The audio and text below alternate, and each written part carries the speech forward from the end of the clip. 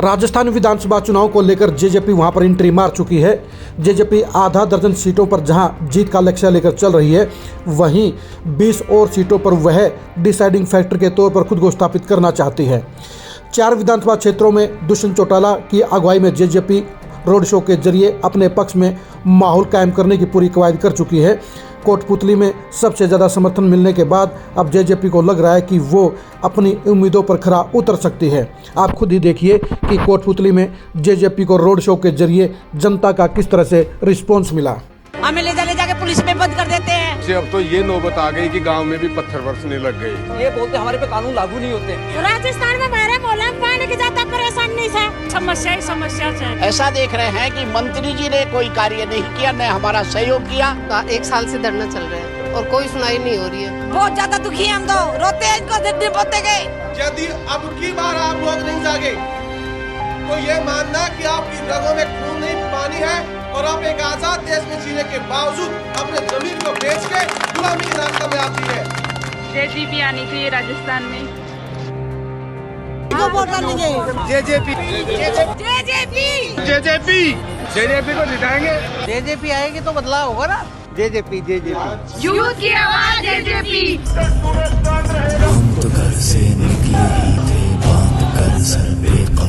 कोटपुतली की नव संकल्प यात्रा कोटपुतली का उत्साह और बदलाव दर्शा रही है।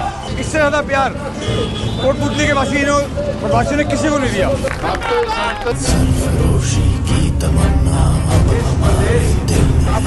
कोटपुतली बदलाव चाहती है और जिस तरीके से आज शहर में तोड़फोड़ करी है, आम लोगों के आशियाने तोड़े, जनता जवाब जेजेपी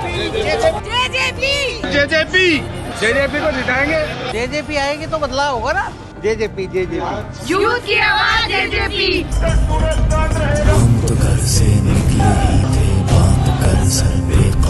कोटपुतली की नव संकल्प यात्रा कोटपुतली का उत्साह और बदलाव दर्शा रही है।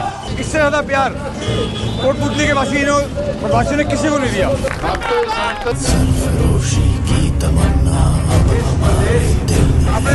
कोटपुतली बदलाव चाहती है और जिस तरीके से आज शहर में तोड़फोड़ करी है, आम लोगों के आशियाने तोड़े, जनता जवाब देगी और जननायक जनता पार्टी को ताकत देकर रामनिवास जी को आगे लेगी। मैं मानता हूँ इस क्षेत्र का चौधरी देवीलाल जी से एक विशेष लगाव रहा है और हमारे नांगल चौधरी से साथ जुड़ता हुआ इलाका है, तो उसका भी बहुत ज़्यादा फायदा रामनिवास।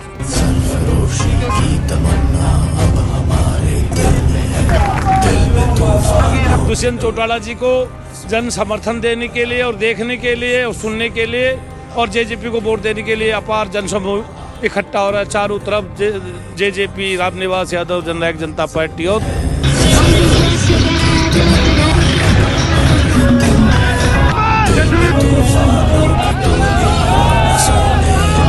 आज का ऐतिहासिक शो अब समापन की ओर है और आज ये तय हो गया कि कोटपुतली हम जीत रहे हैं और बड़े भारी अंतर से जीत रहे हैं। सरफरोशी की तमन्ना अब हमारे दिल में है। आपने देख लिया होगा कि दिग्विजय चौटाला और दुष्यंत चौटाला की अगुवाई में जेजेपी को कोटपुतली में बड़ा जन समर्थन मिला है और इसलिए उन्हें उम्मीद है कि जेजेपी इस सीट पर जीत दर्ज कर सकती है। दुष्यंत चौटाला और दिग्विजय चौटाला दोनों ही राजस्थान में इस बार जेजेपी को पहली ही बार की एंट्री में एक डिसाइडिंग ताकत बनाने की सोच रखते हैं। इसलिए पिछले 1 साल से दिग्विजय चौटाला की अगुवाई में जेजेपी राजस्थान में लगातार एक्टिव है। वर्तमान विधानसभा चुनाव को लेकर जेजेपी राजस्थान में बीजेपी के साथ गठबंधन कायम करना चाहती थी, लेकिन जेजेपी की इस ऑफर के ऊपर बीजेपी ने कोई इंटरेस्ट नहीं दिखाया, जिसके चलते अब जेजेपी अपने बलबूते पर चुनाव लड़ने जा रही है। जेजेपी उन 20 विधानसभा सीटों पर खास तौर पर फोकस कर रही है जहां पर कांग्रेस या बीजेपी में बगावत हो सकती है और उनके संभावित प्रत्याशियों में बगावत के बाद जेजेपी का चुनाव सिंबल पर चुनाव लड़ने की इच्छा जाग सकती है। जेजेपी ऐसे उम्मीदवारों पर लगातार निगाह टिकाई हुई है और उनके लगातार संपर्क में भी है। दुष्यंत चौटाला और दिग्विजय चौटाला की अगुवाई में जेजेपी हरियाणा की तरह राजस्थान में भी बड़ी अचीवमेंट हासिल करना चाहती है। अब देखने की बात यह है कि दिग्विजय चौटाला की अगुवाई में जेजेपी की मुहिम कितनी सफल हो पाती है और दुष्यंत चौटाला कि साख और रसूं के बलबूते पर क्या जेजेपी राजस्थान विधानसभा चुनाव में एक बड़ी एंट्री मारने में सफल हो पाती है या नहीं हो पाती है। 2024 के चुनाव में हरियाणा के चुनाव से पहले राजस्थान में जेजेपी की बड़ी कवायद बड़े सियासी मायने रखती है, इसलिए जेजेपी भी इन चुनावों को लेकर बेहद गंभीर है। जेजेपी ने काफ़ी लेट राजस्थान में अपनी चुनावी मुहिम शुरू की है, लेकिन उसे उम्मीद है कि जिन सीटों पर वह चुनाव लड़ेगी और जहां जीत का उन्हें लक्ष्य आसान नज़र आ रहा है, संभव नज़र आ रहा है, वो वहां पर पूरी ताकत झोंकने का काम करेगी। जेजेपी राजस्थान में लगातार बड़ी पारी खेलने की उम्मीद से वहां के चुनावी मैदान में उतरी है।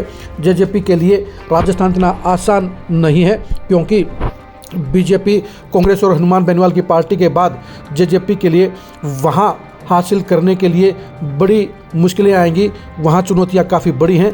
लेकिन दिग्विजय चौटाला और दुष्यंत चौटाला को ये उम्मीद है कि राजस्थान में दमदार प्रत्याशियों के बलबूते पर वो पहली बार में ही बड़ी सफलता हासिल कर सकते हैं। खासतौर पर बीजेपी और कांग्रेस से बगावत करने वाले प्रत्याशियों के जरिए वो राजस्थान में एक महत्वपूर्ण सियासी ताकत बन सकती है।